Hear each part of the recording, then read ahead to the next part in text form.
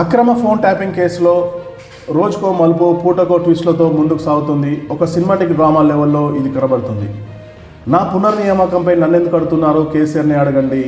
హరీష్ రావుకు మావోయిస్టులతో ప్రాణం భయం ఉన్నందునే అతనికి తరచూ జాగ్రత్తలు చెప్తూ సంప్రదింపులు జరిపేవని తప్ప వేరే ఉద్దేశం లేదనేసి సిట్ ప్రశ్నలకు సమాధానం ఇచ్చారు ప్రభాకర్ రావు.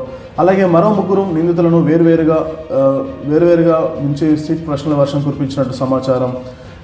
సిట్తో ఇంటెలిజెన్స్ చీఫ్ భేటీ, ప్రముఖులకు నోటీసులు ఇచ్చే అవకాశం.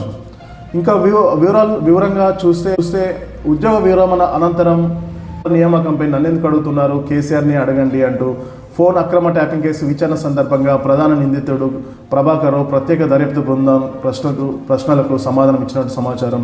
అలాగే కస్టోడియల్ ఇంట్రాగేషన్ చివరి రోజైన గురువారం సిట్ పల్కోనాల్లో ఆయన విచారించింది. హరీష్ రావుకు మావోయిస్టులతో ఉన్న ప్రాణహాని ఉండడం వల్లనే అతనితో తగు జాగ్రత్తలు చెప్తూ తరచూ అతన్ని సంప్రదించామనేసి, అంత తప్ప వేరే ఉద్దేశం లేదని సిట్ ప్రశ్నకు వివరణ ఇచ్చారు ప్రభాకర్ రావు.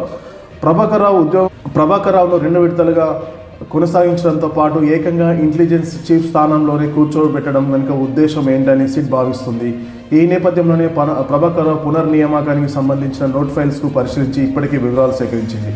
అలాగే అప్పటి డీజీపీ మహేందర్ రెడ్డి, ఇంటెలిజెన్స్ చీఫ్లుగా పనిచేసిన నవీన్ చంద్, అనిల్ కుమార్ల వాంగ్మూలాలను కూడా నమోదు చేసింది. ప్రభాకర్ రావు నేరుగా ముఖ్యమంత్రికి కార్యాలయానికి రిపోర్ట్ చేసేవారనేసి వారు సిట్కు చెప్పినట్లు సమాచారం. సుప్రీంకోర్టు ఆదేశాల నేపథ్యంలో ప్రభాకర్ రావును వదిలేయాల్సి ఉండడంతో జూబ్లీ హిల్స్ స్టేషన్లోని సిట్ కార్యాలయంలో గంటల కొద్దీ విచారణ కొనసాగింది. సిట్ సభ్యులైన అంబటి కిషోర్, విజయ్ కుమార్ తదితరులు బృందాలుగా విడిపోయి విచారణ జరిపారు. ఇదే కేసులో మిగిలిన నిందితులు రాధాకిషన్ రావు, భుజంగరావు, తిరుపతి అన్నలను పిలిచి మరో విడత కూడా వారి స్టేట్మెంట్ రికార్డ్ చేసుకున్నట్టు తెలుస్తుంది.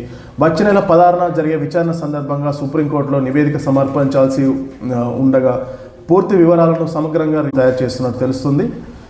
ఇప్పటివరకు దర్యాప్తులో నెలకొన్న అంతరాలను పూరించే క్రమంలో మిగిలిన నిందితులను పిలిచి వాంగ్మూలాలను సేకరించారు. ముఖ్యంగా ఫోన్ అక్రమ ట్యాపింగ్ ద్వారా సేకరించిన సమాచారం ఆధారంగా వ్యాపారులు, ప్రైవేటు వ్యక్తులు, మీడియా ప్రతినిధులు, మన సినీ రంగ ప్రముఖులకు బెదిరించిన కోణంలోనే ఈ విచారణ సాగినట్లు తెలుస్తుంది.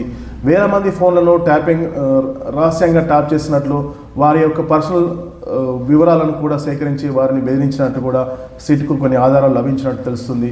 బెదిరింపులతో ప్రతిఫలంగా వారి నుంచి వ్యక్తిగతంగా లబ్ధి పొందిన ఉదంతాలపై కూడా సిట్ దర్యాప్తు చేస్తున్నట్టు తెలుస్తుంది. ప్రభాకర్ కుటుంబ సభ్యులకు సంబంధించిన వ్యాపారానికి లబ్ధి చేకూర్చే క్రమంలో బెదిరింపులు జరిగాయా అన్న కోణంలో కూడా సిట్ ఆరా తీస్తున్నట్లు తెలుస్తుంది. ప్రభాకర్ రావు సమీప బంధువు అయిన రవీందర్ రావును విచారించారు. ఓ స్థిరాస్తి వ్యాపారితో నెలకొన్న వివాదానికి సంబంధించి ఆయనను విచారించినట్టు తెలుస్తుంది. అలాగే ఎమ్మెల్యేలకు ఎరకేసు నిందితుడు నందన్ కుమార్ను పిలిచి వాంగ్మూలం నమోదు చేశారు. నందన్ కుమార్ ఫోన్ కూడా గతంలో ప్రభాకర్ బృందం అక్రమంగా ట్యాప్ చేసినట్లు వెల్లడిన నేపథ్యంలోనే ఆయనను కూడా పిలిచారు.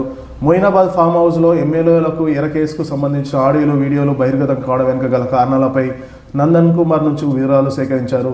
ఈ నేపథ్యంలోనే ప్రభాకర్ రావు చుట్టూ ఉచ్చు బిగించే దిశగా సిట్ అడుగులు వేస్తున్నట్టు తెలుస్తుంది.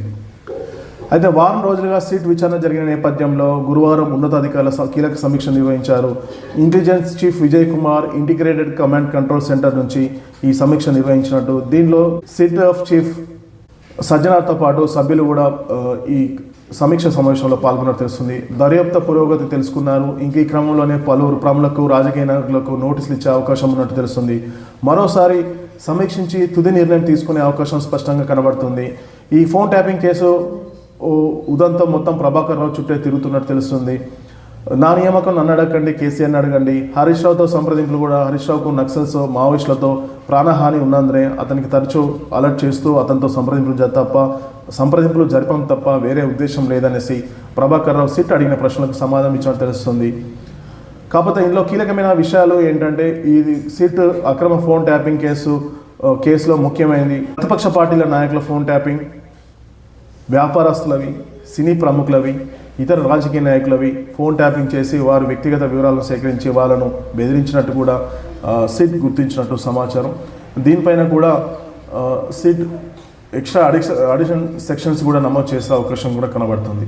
ఏదేమైనా రానున్న రోజుల్లో నెక్స్ట్ 16th రోజు సుప్రీంకోర్టులో హియరింగ్ ఉన్న నేపథ్యంలో దీనిపై సిట్ ఈ 14 రోజుల సిట్ విచారణకి కీలకమైన రిపోర్ట్ను సుప్రీంకోర్టుకు సమర్పించడానికి సిట్ రెడీ అవుతున్నట్టు తెలుస్తుంది.